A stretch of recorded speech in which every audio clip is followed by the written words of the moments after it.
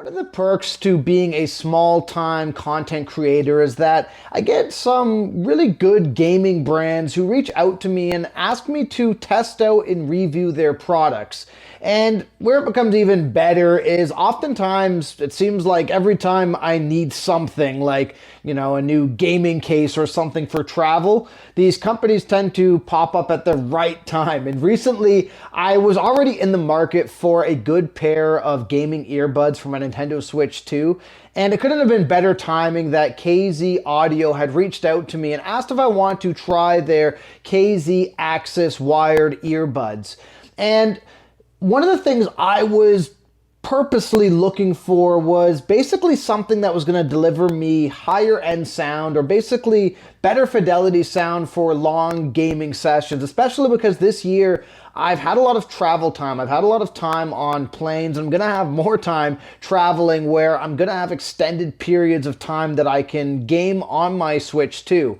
And they sent me the KZ Axas earbuds, advertising them as basically filling all of these needs that I wanted out of a good pair of gaming earbuds.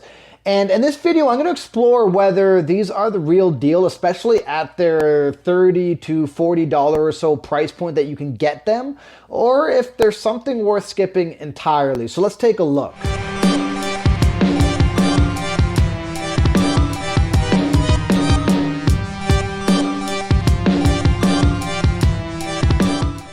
So if you couldn't tell already, I'm currently on the road still. I just got back from Jamaica, and now I'm back at a hotel at a work event. And so I've had a lot of time over the past week and a bit to really test out the KZ Axas earbuds.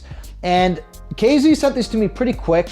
And going through the packaging itself, I'm not going to say it's necessarily anything spectacular.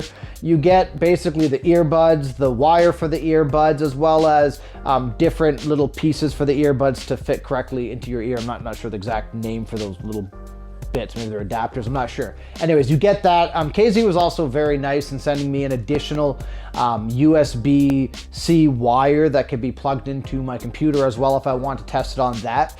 However, the bulk of this testing was done purely on my Nintendo Switch 2 with some very minimal testing done listening to music on my iPhone.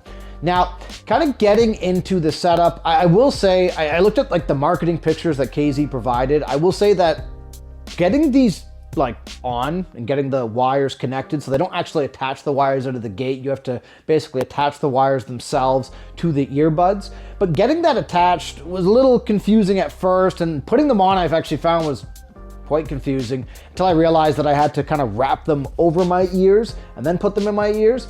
Once I got that out of the way and did that for the first time, no problem. Now, one thing that I was curious about, I actually learned this in this process. I didn't fully research how the Switch 2 took for different sound devices and if it accepted USB-C based earbuds. So I was on the airplane and I was about to get everything set up to play the new Resident Evil, and I was worried that these weren't going to work, but I was actually very surprised to find that when I plugged them into my Nintendo Switch 2, it immediately recognized them, and it immediately recognized them as the KZ branded earbuds that were advertised, which I thought was a cool thing on the Switch side of things.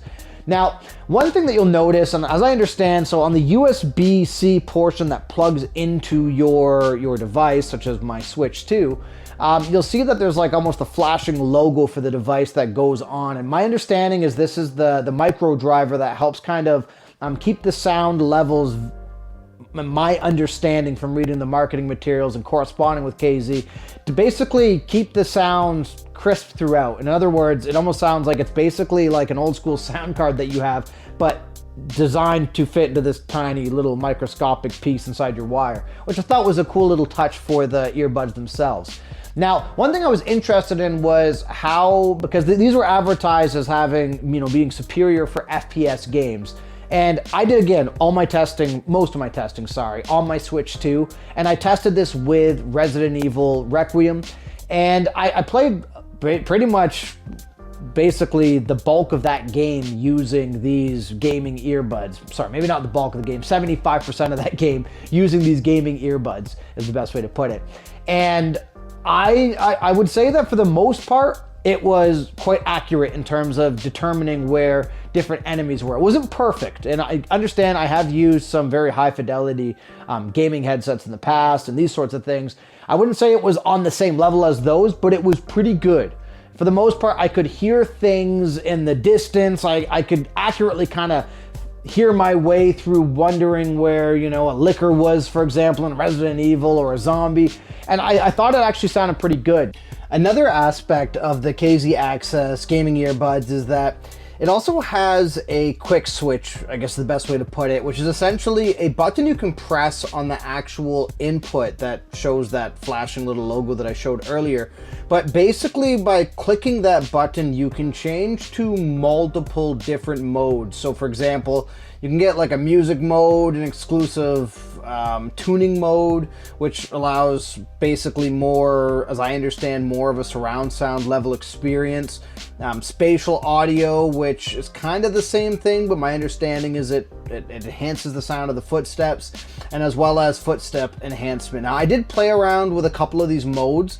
I will be forward though, I felt like the default mode sounded best. However, I could see a mode like the footstep enhancement mode adding a lot to something like this, or to someone who's playing more competitive style games. Again, I was playing Resident Evil Requiem pretty much for 90% of my testing on this, so I didn't really find a need to have that type of feature. But if you're using these gaming earbuds on like a Call of Duty, for example, I would say you're probably in a position where this might actually really add to your experience. I did appreciate it with some of the devices I've reviewed in the past with like Turtle Beach devices, but for something like this with these earbuds, again, for what they are, in my opinion, it's pretty impressive little addition that you do have all these options. For the most part, however, I used pretty much the default that you had when you plugged it in, but it was cool to be able to change these different settings, and I could see the utility of why you'd want to do that, which really just added a ton of value to what these earbuds are. Now, as far as the actual quality of the audio itself, overall, I would say these sound very good, especially at the price point that they're being sold at. Now, there are some drawbacks, and what I mean is this. Now, one of the biggest things to me that always drives me nuts with cheaper earbuds is when you get that sort of like trembling sound effect when things get too loud, or the levels get too loud, or there's too much of a sharp noise. I didn't get that with this. However, I felt like you also didn't get the as deep of a bass as you'd like in some cases, especially when things got loud. Now, as far as clarity and basically the crispness of this, I thought these were really good. And I thought that the actual audio throughout the game, I was actually very impressed with, because you have to understand, for a $35 pair of earbuds, I was relatively skeptical in the way that I wasn't sure they were going to deliver basically what was advertised, or they were going to deliver what $35 earbuds might deliver, which in some cases is going to be subpar sound. But I was quite surprised to find that this sounded pretty good. And this sounded overall pretty crisp. And again, I'm not sure how the micro driver system of these earbuds work, but they seem to be doing their job, whatever they're doing, in terms of keeping the sound consistent and not making it sound muddy, which again, with a dynamic sounding game like Resident Evil, that's really easy to do when you have all these different ambient sounds in the background, as well as tense music, as well as gunshots, as well as zombie groans, as well as footsteps. And when you have all those things combined, it can get muddy quick with weaker sets of earbuds. But again, these seem to have went to task on handling this quite efficiently. Now, again, am I going to say that these are going to outperform a $200, $400, $1,000 pair of gaming headphones? Absolutely not. But what they do bring to the table is a cost-effective way to properly game, and in my game with good sound. And in my mind, that's pretty good. Now, as far as music went, again, you do, in my opinion, kind of notice the inefficiencies in the bass on this device a bit more. But again, it wasn't unacceptable, and I would say it's on par with the $30 wireless earbuds I generally wear anyways. But in my opinion, I won't use these for music. I don't I don't see them as something I'd want to use for music, especially because I'm into like an active sport. I like to use my in-ear earbuds so I can move around and not have to worry about a wire. But if you are looking at using this for music, they are acceptable as well. But of course, again, the limitation is they are wired, as well as the fact that I think you could probably get, you know, a good pair of Sony earbuds that might tackle music a little better than this would. But it's not to say that it sounds bad, and I would say it sounds quite good actually, but are you going to get the same level of bass that you might expect out of a good pair of Sony earbuds or earphones? Absolutely not. That is something to consider in that regard as well. Overall, I think for the price point, these are good.